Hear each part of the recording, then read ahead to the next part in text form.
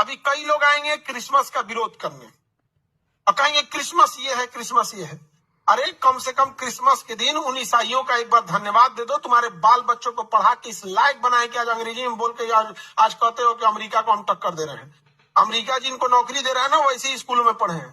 तो कल क्रिश्चियंस का अपना त्योहार आएगा, सड़कों पे कुछ जोम्बी घूमेंगे सब। ऑनलाइन आज वे जोम्बी समझते क्या करो, नोच वोच के पागल होते हैं, नोच लेगा क्या करो यहाँ पे। तो आजकल डिजिटल जोम्बी घूम रहा है सर। कोई बेचारा क्रिसमस मना रहा है तो उसको कह देगा इसे काहे कर रहा है, तुम खराब है, ये है। अरे क्रिसमस के दिन उन ईसाइयों का हाथ जोड़कर, हम तो कहते हैं कि पूरे भारत के ईसाइयों का हम हाथ जोड़ के धन्यवाद देते हैं कि आप लोगों ने पूरे इंडिया के एजुकेशन सिस्टम को बचा के रखा है।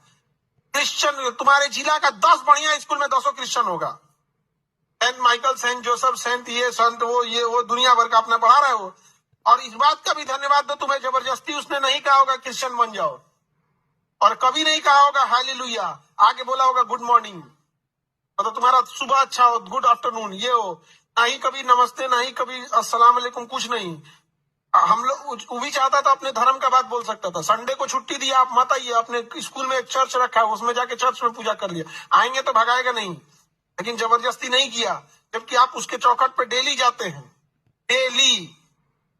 लेकिन कभी आपने नहीं सीखा। वहां पे प्रेयर कराएगा इंग्लिश में, अपना कुछ कहानियां उपदेश सुनाया जाएगा। ईसा मसीह ने कुछ अच्छे उपदेश दिए तो उपदेश सुनाया जाएगा, ये नहीं होगा कि आप अपना लीजिए।